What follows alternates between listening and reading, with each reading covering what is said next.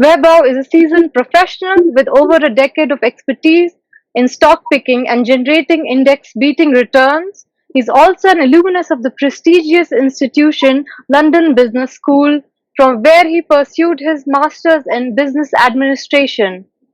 So I leave the stage to you, Vaibhav, now. Thank you, Salah, for the introduction. So my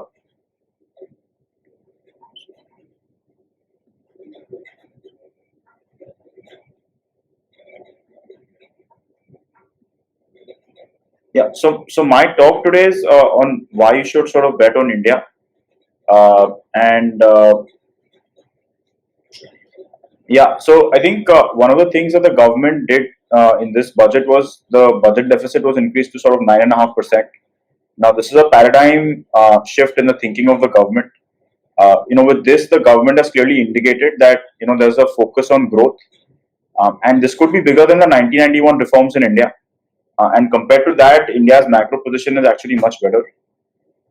So if we see, India has one of the lowest debt to GDP compared to many of the other large economies of the world. We have forex reserves well upwards of 600 billion. The central bank has, clearly sort of maintained a dovish stance, where they're saying that they'll keep maintaining ample liquidity in the system till required. So with surplus liquidity and forex reserves, interest rates should be low and exchange rate should be in check. Also, credit growth in any economy is sort of very important. At 5 to 6%, this is sort of a low in the entire decade. So looks like it can only increase from here. Now, also, it could be the case that we are on the cusp of sort of a long growth cycle. India's corporate profits to GDP is one of the lowest in sort of several decades.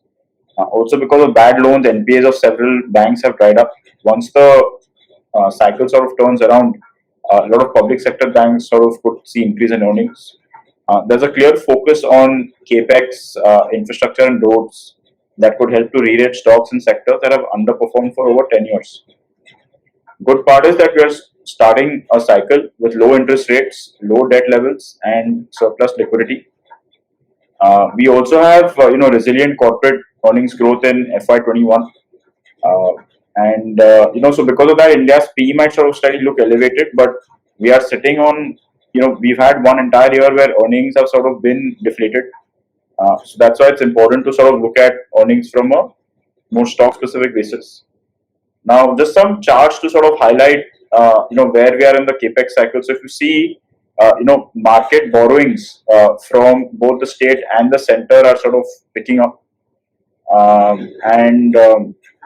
As you can see, Capex growth, at least from the government side, has been increasing steadily between FY20 and now FY22.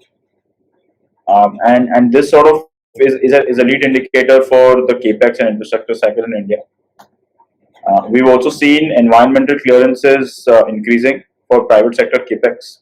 So this could also revive the private sector Capex, which has sort of been lacking for the last 10 years.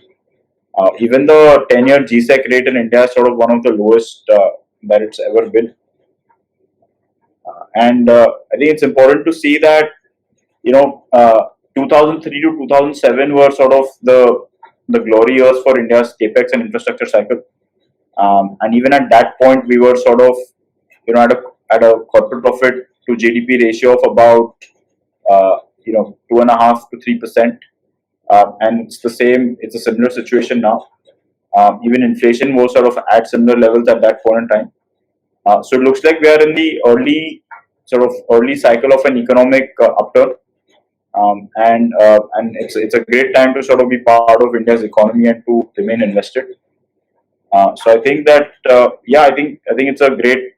Benign inflation and low corporate profit to GDP set the base for an upcycle. So that's it from my end, and thank you so much.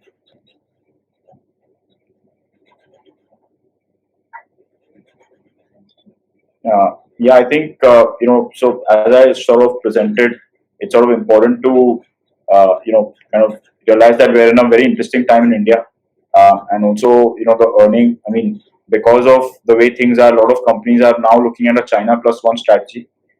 So this will give a big boost to the Indian manufacturing sector. We also have a large base of talent, both blue collared and white collared workers, and engineering talent to sort of drive this part of India's growth. So that's why we should take full advantage of it. And I think, especially from a stock market point of view, next 5 to 7 years could look very interesting.